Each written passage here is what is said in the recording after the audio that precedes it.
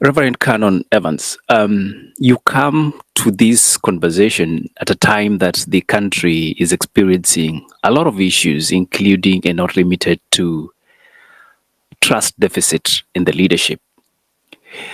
Secondly, you just mentioned that the other fancy hotel is across you. In that fancy hotel, a few years back, almost a decade ago, a peace deal was brokered. And in that peace deal, the purpose was to reconsolidate the nation and drive it forward. Taking your notes back to history, leadership or lack of it is what led us to that brokerage of a peace deal and a handshake between political parties and political authorities. If you were to reflect from where you sit, have we ever moved forward as a country in terms of leadership? I really think from where I sit that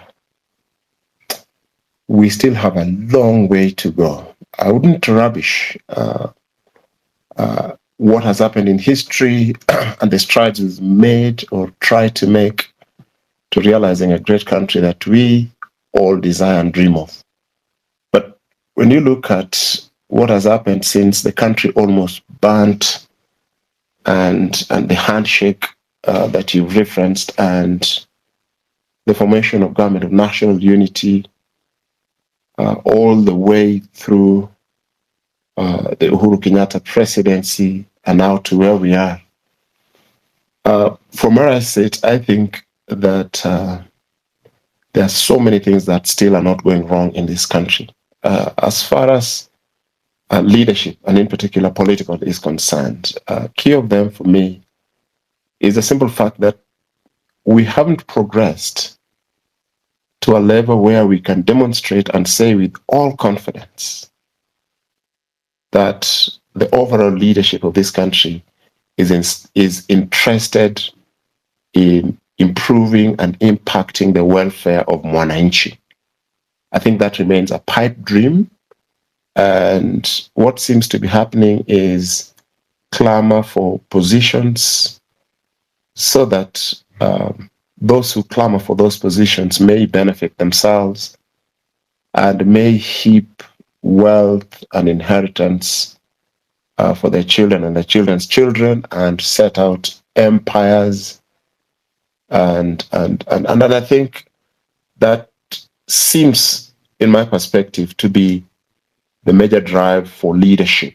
And I say it again, political in this case, because you look at what's happening, everyone and majority of them, if not everyone, who desires and ascends to positions of leadership, in the implementation of what leadership really is, you don't see the primary concern being how can we improve the livelihoods of our people. You don't see how can we widen the economic base so that a lot more people can be able to make the ends meet. You don't see a desire for education, which is the greatest leveler in every economy, in every country, in terms of well-being of our people. We don't see a deliberate investment to making education accessible across the board.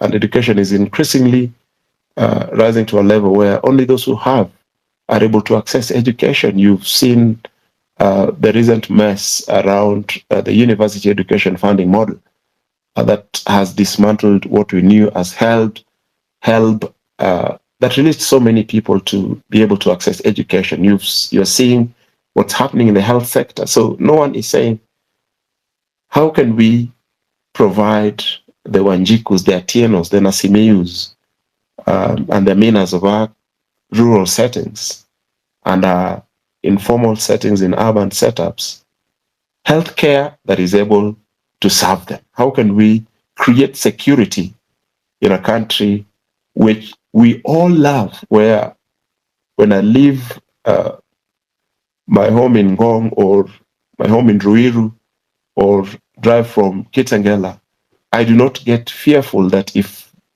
darkness falls, then I may not reach where I'm going. I may be kidnapped and killed or whatsoever. And so, Eli, I think the leadership that we have, reflecting over the years, has failed terribly to prioritize the common man and the desire to make them the main agenda in politicking or in driving governance of this country. That is what I would say. Thank you, Reverend. I would like to engage you, and especially looking at the fact that 80% of Kenya's population is said to be Christian. And in such a country, you'd expect that people who profess Christianity are people who aspire to do what is right and correct as per the good book. But then on the flip side, and when you juxtapose the fact that Kenya is corrupt or corruption reigns supreme, how do you marry these two and reconcile them? Again, we have, and not pointing to a particular person, we have a group of leaders or political leadership that professes Christianity but does the polar opposite of what a Christian is expected to do. How do we marry these and how do we change this? Because Kenya is not a theocracy. And so probably people would say maybe that's not the approach. But when a majority profess Christianity, then, or religious for that matter, will that imply that we expect a higher degree of morality and good values as opposed to what we have today? And how do we change? Because for me, I see so many contrasts that do not align with what religion or what people profess vis-a-vis their actions and our actions particularly. We are the ones who are elect our leaders. We are the ones who complain about bad leadership, corruption. Now we have abductions, and people cannot be accounted for. And people are lost. They get lost, and you get bodies later. How do we reconcile with people who say they are supremely religious, and all these vices go on? Roberts, that really is a murky one that you're bringing on. Really murky one, and yeah. So we must understand a number of things when we talk about Christianity, when we talk about religion, when we talk about faith. But I'd love us to understand a number of things, and probably I don't go too deep into this to distract us from the conversation, but real brief to respond to that. I think there is a big confusion in this country and across Africa between what it means to be a Christian and what it means to be religious. So many people are generally religious, but then they tick the box of Christian, not really knowing what it means to be a Christian. And therefore, so there is religion that leads to religiosity, and that I'll define as going to church, quietly going to church without any change or transformation in your personal heart. Yes, we go to church, I'll read the Bible, I'll give my sadaka to church, I'll belong to a jumuiya or a cell group or a home Bible church, I'll baptize my children, I'll take the name John or James or Naomi. But that is at the very face value. So I'm religious. I practice religion. But on the other hand, there is faith, which I'll refer to as a personal relationship with our Lord Jesus Christ. And that really is the original meaning of a Christian. So to be Christian means to be Christ-like. Because when Christians were first called Christians at a place called Antioch in the old history, They were called Christians because they were people who were behaving like Christ. Christ and then Ians, Christians. Wale ambao wanafanana na Yesu. Those who really behave and look like Christ. And so really, that has totally been watered down today, such that we take Christianity as an option on the list applying for passport or visa just to fulfill a purpose. But that faith touching our hearts, transforming our lives and morals, we are very far from it. And therefore, for me, Obet, I think that is one of the things that is ailing us. We have failed to understand what it means to be a Christian. I'd wish we unrobed, we removed that tag and remained, whether it's atheist or whatever, so that we can separate and know who are the real Christians. Because you go to treasury, you go to ministries of government, you go to agencies of government, you go to the corporate space, you come to the religious space. Those who are involved in suspect dealings, immoral acts, are people who carry the tag Christian. And therefore, we call it nominal Christianity, being Christian with zero impact, with zero demonstration of what it means to be a Christian. That, for me, is the biggest problem. And you see that being transported into everything, into politics. You see people using that same religion, hoodwinking others and packaging themselves as Christians so that others would resonate. The majority, or 80%, you say, would resonate with them, then vote for them. And you see, when they get into office, then, as I've just tried to differentiate, they completely forget about what it means to be a believer. And then you begin to see lies, you begin to see conmanship, you begin to see revenge, you begin to see unforgiveness, you begin to see corruption.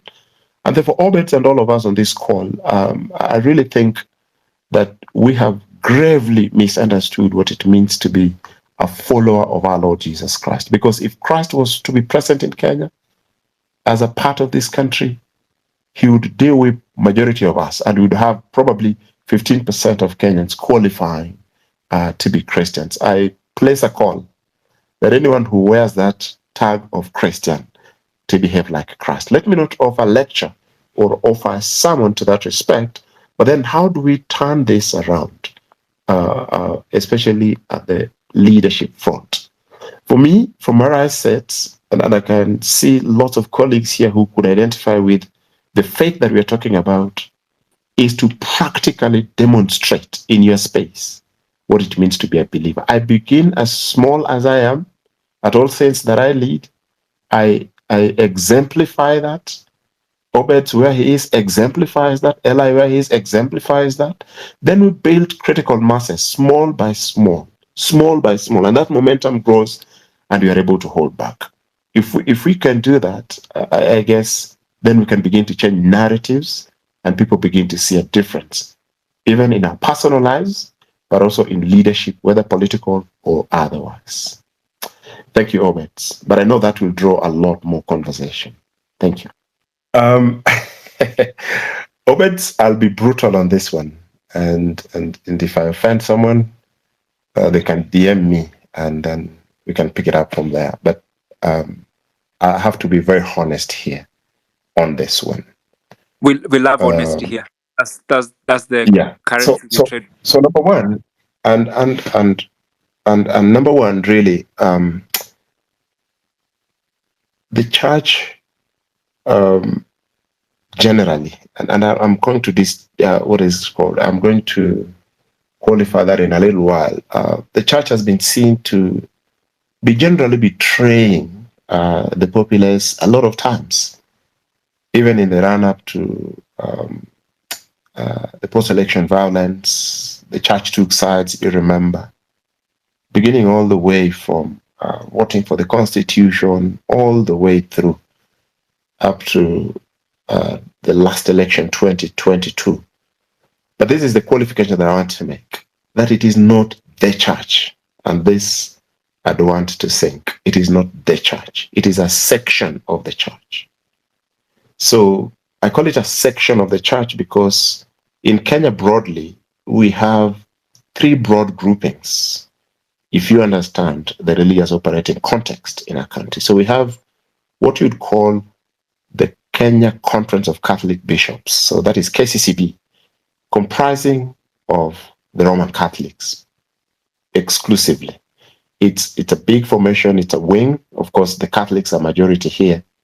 Then you'll have the second formation, which brings together largely what we called in those days Protestants, under the umbrella of NCCK, National Council of Churches of Kenya.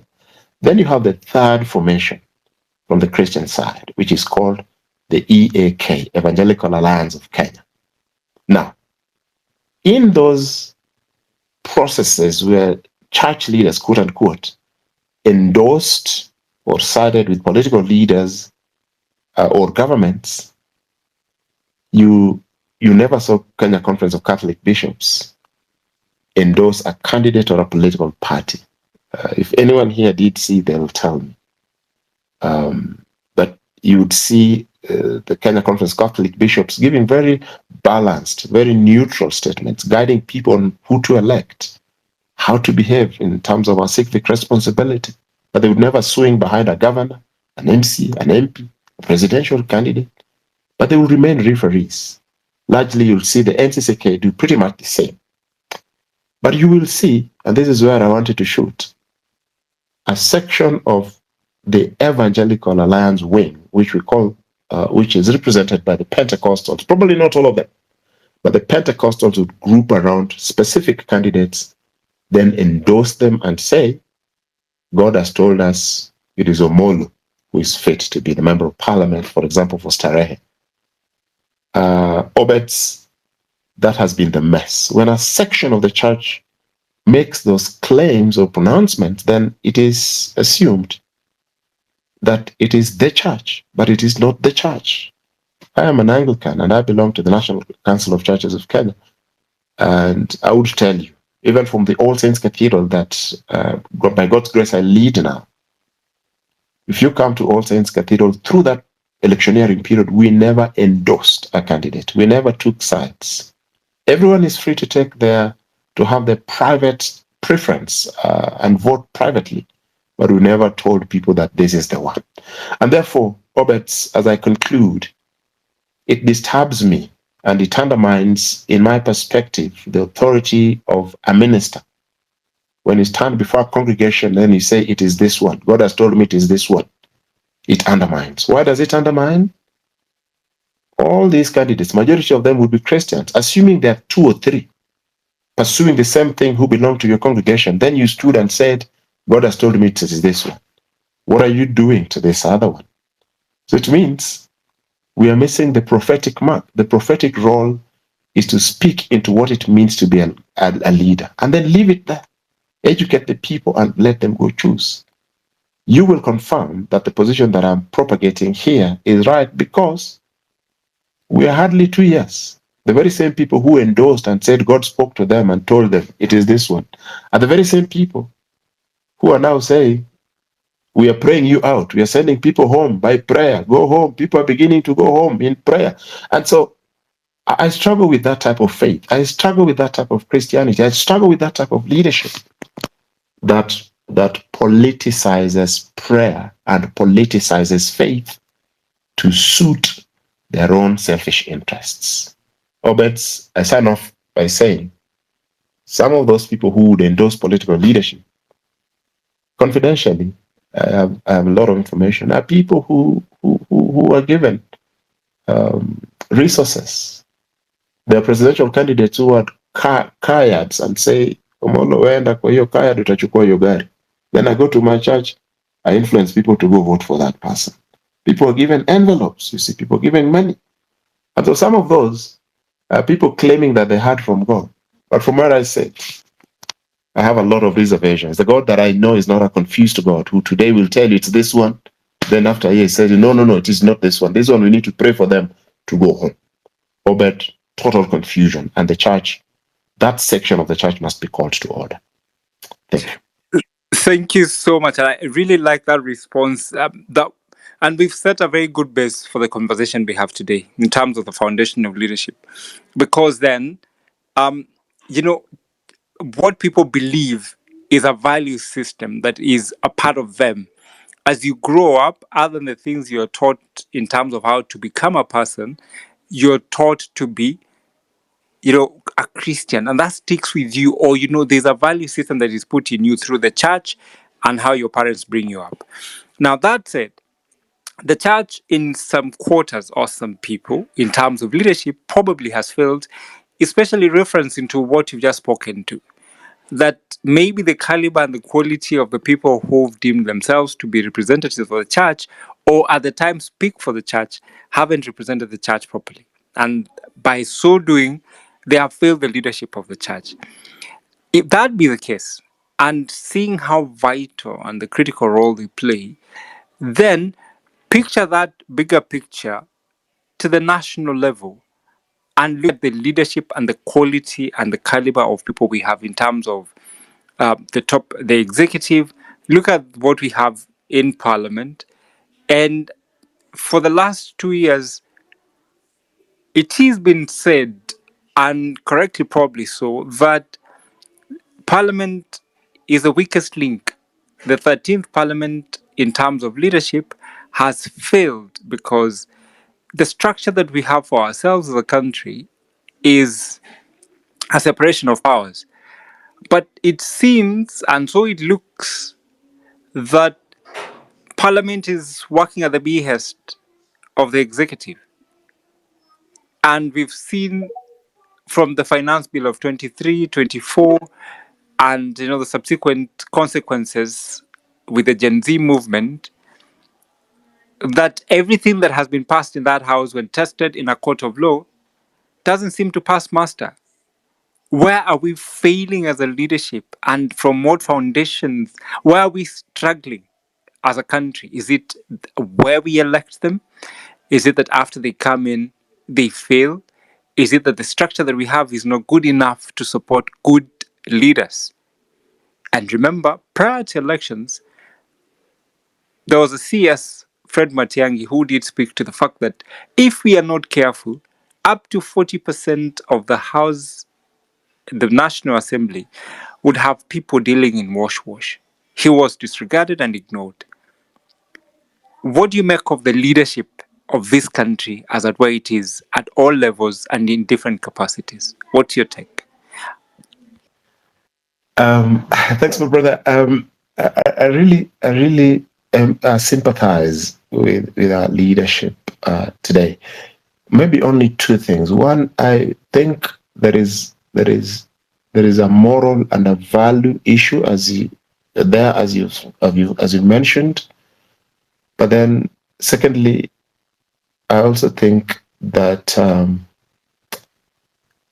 we as the citizens have failed in terms of expressing our civic responsibilities and we've failed to recognize our responsibility in terms of the role of parliament, which is representation. Let me begin by that. So parliament exists to represent the people. So they have three roles: oversight, representation, and legislation. So in terms of representation, a member of parliament does not need to wake up and think of what is of interest to them and take a stand vis-a-vis what they think and go ahead and execute that in parliament. But there must be a process between parliament and the people where this member of parliament listens to the people and processes what the people want through to parliament. That is not there. And therefore, because the basis from where they come from, majority of our parliamentarians, they have converted politics into enterprise. And financing of election means that I bring in a lot of money, I give you money, I don't listen to your issues, and I don't represent you. As long as I've given you money, you will vote for me. Once I go in there, then whether I speak for you or not does not bother me, as long as I speak there. And that's where then you realize the executive has an overbearing hand on such members of parliament, because many of them go there wanting to amass wealth, as I said earlier. The executive will use the taxpayers' money and buy them towards every single cause that they want. And that is the most shameful thing for me when I think of parliament. Look at what happened when Linturi, CS Linturi, was being questioned about corruption around fertilizers. Because I pastor senior people in government where I work, I will tell you honestly that conversations happened in State House and an agreement was made that do whatever you can to save Linturi. And money was poured. And you want to tell me that what Linturi did was way worse than what Gachagua did? And so we have a parliament that merely dances, as you said, to the tune of the executive, but they cannot independently execute their mandate in light of what the people want. But then secondly, there's a huge moral issue there and that revolves around corruption and taking money. I'm told, you may think, Robert, that it's very expensive if you want to push something to buy parliamentarians to swing to your side. No, those guys are cheap. You may think it's 50,000. Some of them even as low as 10,000 shillings. They are bought to vote for a particular matter, whether it's a piece of legislation, whether it's a cause. And therefore, we have a big moral deficit in our leadership. We have a problem with the citizenry in terms of demanding and how I wish we could activate. And if we are to ask for practical things that we need to pick up from this conversation, that we need caucuses that will build the capacity of citizens on how to recall members of parliament who are not performing and who are not representing them. Because you fail to represent us, the Constitution provides a process for recalling you. And I wish that we empower the people to know that they have such a responsibility. One thing I really wanted to point out is we are talking about foundations of leadership. The very basic foundation for me starts with, I mean, we've discussed before in this space, purpose-driven leadership, purpose-driven leadership. When you talk about the foundations of leadership, my very basic understanding of this starts from the very root of leadership. And this is, do we really understand what leadership is all about? The intention of leadership. I tend to think that we see leadership as we look at leadership in the very nice ways. I mean, ethics, integrity, and all those kind of things. That's how we try to depict leadership. But do we really understand the role of leadership? Do we understand how leadership should come about? Do we really have the foundations? I mean, I've heard also before people say, leaders are given to us by God. I've had those kind of sentiments. I don't want to maybe say leaders are not given by God, but over the years, I am one of those people who is starting to think. I mean, we've had leaders before. Are these leaders given to us by God? I'm even trying to look at examples, and I see some similarities. We had God choosing Solomon as a leader. Solomon turned away. We had God choosing a few other leaders, but in this particular scenario of the context of leadership in our country, because that is where I would wish to center my main discussion on. I am one of those people who feel that those in leadership do not understand the purpose of leadership. And that is the very, very fundamental place that they have all deviated from. They fail to understand the purpose of leadership. And the very, very fundamental purpose of leadership is to lead. It is a responsibility given to you. So you are then supposed to lead and deliver. So from where I sit tonight, I want to focus on something that we are not looking at. Does leadership understand, or does leadership have what is called people awareness? Because this is one thing that I think most of the leadership we've had recently, or even from whichever leadership I know in our country, we have failed to see a leadership that is actually people aware. And therefore, I see a leadership that only does what is right to them and not what is right to the people they lead. I draw my concerns from, let's say, for example, the current leadership that we have. I had a statement just recently of the president saying, I am going to do what is right. And that is a very bold statement. So I ask, you're going to do what is right according to you, or what is right according to the people you are leading? Is there something I'm missing, Eli? Is there something I'm missing in this conversation? I would wish to get All answers right. on that. Thank That's you. a long one, but from what I'm understanding, there is general consensus that when you look at the outfit that we call the Kenyan leadership today, most Kenyans are doubting if we have leaders or misleaders. And Reverend, I want to come back to you. You've listened to a couple of voices here and there and the issues they are raising.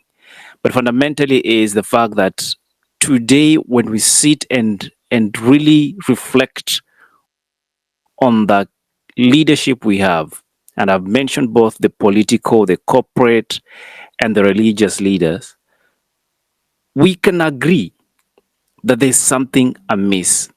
So if you may, Reverend, if you were to put things on a balance of scale, what would you say is the missing chip that makes leadership work or not work? Eli, I now revisit what I'd said earlier, which I think for me is the biggest missing link. That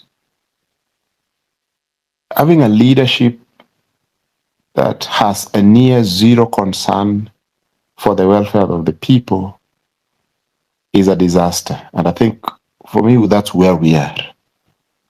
Because whether it's a pastor of today who opens their church, their number one intention is, how can I grow numbers big so that I can collect more money, then be rich, buy a big car, live in Karen, and stuff like that. A majority of those who come outside of the established mainline churches would be thinking like that. And you see a lot of them, some even aiming to buy helicopters around and fleecing people of their resources. You go to corporate world, people who have zero concern for the welfare of the people, you see pretty much the same. Paying themselves obnoxious amounts of money, yet CSR to improve people's lives, you cannot see. So for me, the biggest missing link in leadership that we see today is the failure of a vision to impact that one mwananchi. If you allow me as a churchman, as the lawyers would quote the Constitution, I would quote scripture. The Bible says in Mark chapter 10, verse 45, referring to Jesus' leadership, and that for me is what I pattern my leadership after. Jesus says in Mark chapter 10, verse 45, for the Son of Man did not come to be served, but to serve and to give his life as a ransom for many. If our leaders would recognize that the positions they hold are not for people to serve them, are not for the government to make them wealthier and richer through salaries and sitting allowances and obnoxious claims of sitting allowances and other allowances and of tenders and all that, if they would recognize that their responsibility is to desire to make a difference in the lives of the people, then our leadership would be flying. Other contexts where democracies are mature, that's exactly what you see. What a Kenyan parliamentarian or a Kenyan president is paid, you cannot compare with the United States or with America or with Germany. They earn way less.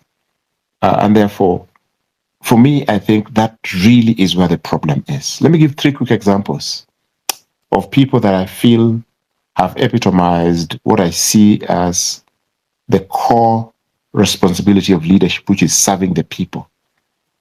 There is a young man, a young member of parliament, a member of parliament for Undanyi, called Mwashako Dan.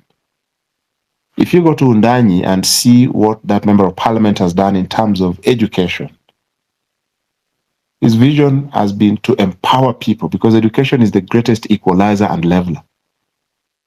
He has released resources from the constituency and built schools, given scholarships, ensured that no one is left behind. And what Mwashako, who is actually a member at All Saints Cathedral, has done in Undanyi, you would be surprised. Actually, in 2022, they wanted to elect him the governor so that he replicates what is done in Undanyi in the county. The people of Undanyi refused and said, no, you cannot go. You have to continue working for us. You go to my constituency, there, we had a member of parliament called Gumbo. I will not talk much about that. And what he did was to, again, go to the grassroots and empower people at the local level. He built 19 schools in a span of 10 years and ensured that water is connected. People's lives are turned around. Today, we are going to bury Professor Karega Mutahi, who is a former PS. If you read what Karega Mutahi did as a civil servant, not in Kikuyu land, where he's born, even in where I come from, in Kisumu, in Homa Bay, Karega Mutahi would go for government tours and he finds a complete remote school in Homa Bay, and he mobilizes resources and ensures that he builds that school. Those schools are today flying. Eli and those on this call, if our leadership had a single most conviction of a desire to serve the people, then as a country we have sufficient resources to actually make us a second world or a first world country economically. We don't even need this Chinese money that is confusing us even the more. We don't need the money from the West.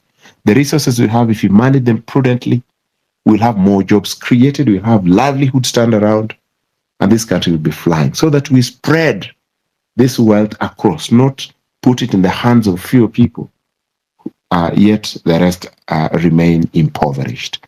That is my perspective. Service to the people is the missing link, and if leaders would catch that vision, then Kenya, in my perspective, then would be a different place. Thank you. You know, Reverend, as you talk about service to the people and the fact that this is something that leaders have to consider when they get into position of influence, I am reminded of the various and numerous stories I've listened from different quarters when they say they want to achieve a Singaporean dream. And in pursuit of that, everyone wants to be and live the Singaporean dream in Kenya. However, we are doing nothing towards the same. You just mentioned about service, and it reminds me of the current conversation we are having as a nation about the new, is it social health authority? Yes. And the shift.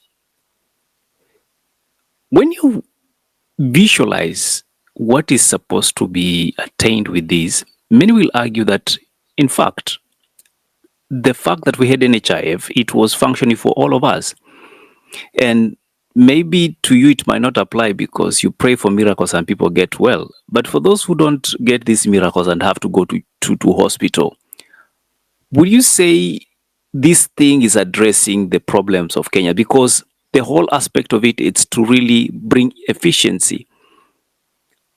how efficient would you judge this program? And I know I'm asking you something that is, you're not a doctor, not an expert in this, but I'd like to get your view as somebody who visualizes, the miracle of healing